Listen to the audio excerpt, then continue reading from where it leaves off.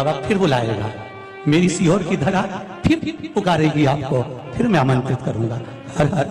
Mahadev.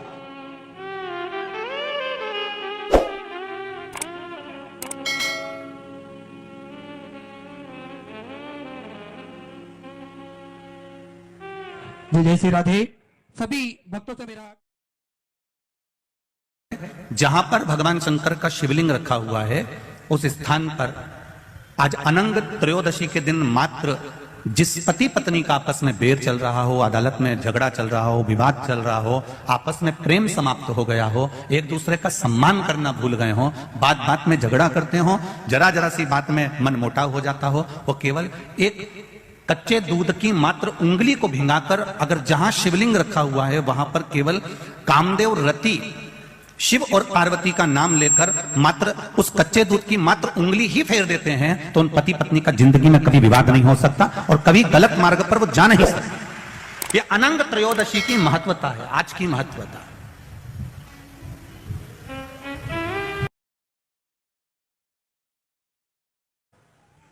Polio की दवाई बचपन में पिलाई जाती है, इसलिए पिलाई जाती है कि ये शरीर काम करता रहे और इसको पोलियो नहीं हो। ये शिव महापुराण भी पोलियो की वो दवा है, एक बार जिसने शिव पुराण सुन ली बुढ़ापे तक पीछे पलट कर देखने की जरूरत नहीं बनेगी। मेरा महाकाल हाथ पकड़कर चले, बुढ़ापे तक पीछे पलट कर देखने की जरूरत नहीं है, किसी के आगे हाथ जोड़ने की जरूरत नहीं पड़ेगी आपको अगर आप महादेव के होकर चलोगे तो, काल अधिपति के होकर चलोगे तो। क्यों जोड़ना किसी के हाथ? किसी भी शिव मंदिर में जाओ, दिया लगाओ, अगरबत्ती लगाओ, धूपबत्ती लगाओ, तुम्हारी मर्जी पड़े, तुम बेलपत्री चढ़ाओ, धतूरा चढ़ाओ या चावल का दाना चढ़ाओ या पुष्प चढ़ाओ या तुम्हारा मन पड़े जो तुम चढ़ाओ, पर उससे बड़ा है शंकर मंदिर में जाकर, भगवान शंकर के शिवालय में जाकर, शिवालय के अंदर पहुंचकर दिया लगाने से, धूपबत्ती अगरबत्ती या चावल या बेलपत्र चढ़ाने से भी ज्यादा फल मिलता है शिव मंदिर में जाकर, शिवालय में जाकर। शंकर मंदिर के आसपास अगर कोई निर्माल्य पड़ा हो या कोई गंदगी हो रही हो उसको साफ कर देने से भी हमारे जीवन की राहें साफ हो जाती। आप शिव मंदिर में जाकर केवल आप ज्यादा कुछ नहीं कर सकते थे, एक नियम बना सकते हो कि मैं शंकर जी के मंदिर में जाकर भगवान शंकर का मैं मंदिर साफ करूंगी या निर्माल्य उठाकर विसर्जन करूंगी या उसको क्लीन करूंगी। कितनी भी अगर गलती हो जाए, एक बार बेलपत्री को लेकर मात्र इस डंडी का भाग जहां तुम बैठे हो उससे पीछे की ओर कर कर शिवलिंग पर चढ़ा दो, सारी गलतियां शिव क्षमा कर देता है। मात्र एक बेलपत्री की एक साधारण सी एक डंडी भी, नवग्रह शिव महापुराण की कथा हैदराबाद से कह रही है, एक डंडी का भाग जहां बैठे हो, पत्ती का मुख, बीच वाली पत्ती का मुख अपनी ओर हो और डंडी का मुख जहां तुम बैठे हो उसके सामने हो और शिवलिंग पर चढ़ा दीजिए। लाख गलती जिंदगी की करी होगी, मेरा देव अधिदेव महादेव क्षमा कर देगा, लाख गलतियों को क्षमा कर देगा। वो गले लगाता है, वो शिव है साहब, मेरा वो घड़ी है, मेरा शंकर है, साधारण नहीं है वो।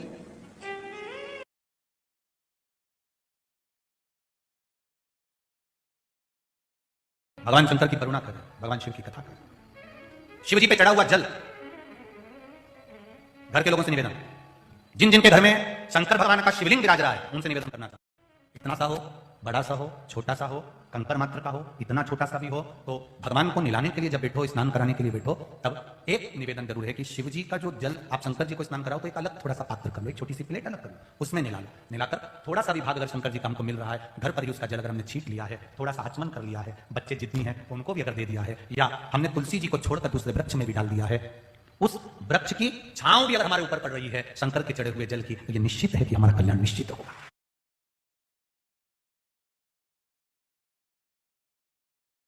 भगवान शंकर ने जब लक्ष्मी जी का विवाह भगवान विष्णु के साथ कराया था तब लक्ष्मी जी ने धन्यवाद दिया था शिव जी को, आप मुझे आदेश दो कि मैं आपकी सेवा क्या करूं। शंकर भगवान ने कहा मुझे सेवा की जरूरत नहीं है, लक्ष्मी जी कहती है नहीं, आपने मुझे नारायण से मिलवा दिया, कुछ तो कहिए प्रभु। शंकर भगवान ने कहा जब प्रदोष काल हो, शाम का समय हो, उस समय पर बेलपत्री, पीपल और आंवले के नीचे लक्ष्मी तो कुछ देर के लिए विराजमान हो जाना, जो तेरे इन वृक्षों के नीचे शाम को दीप लगाने आए उसके घर तो पीछे पीछे चली जाना, बस इतनी कृपा कर देना। प्रयास करा करो, एक चुटकी हल्दी, कितनी? मात्र एक चुटकी हल्दी, आंवले के वृक्ष के नीचे भगवान हरिहर महादेव, कौन से महादेव हैं? हरिहर महादेव के नाम से रखकर उस पर पूर्व मुख कर पूर्व की ओर मुख कर जल समर्पित करना प्रारंभ कर दीजिए। तो आंवले की जड़ के नीचे अगर हमने हल्दी रखकर जल का भाग समर्पित करा है पूर्वभिमुख होकर, तो अगर व्यापार नहीं चल रहा है, 1 हफ्ता हो गया, बैठे हुए हो, कोई ग्राहकी नहीं है, तो एक बार करो, दूसरी बार करने जाओगे तो आप अपने आप दौड़ कर जाओगे कि मेरा 1 हफ्ते से व्यापार अच्छा चल रहा है।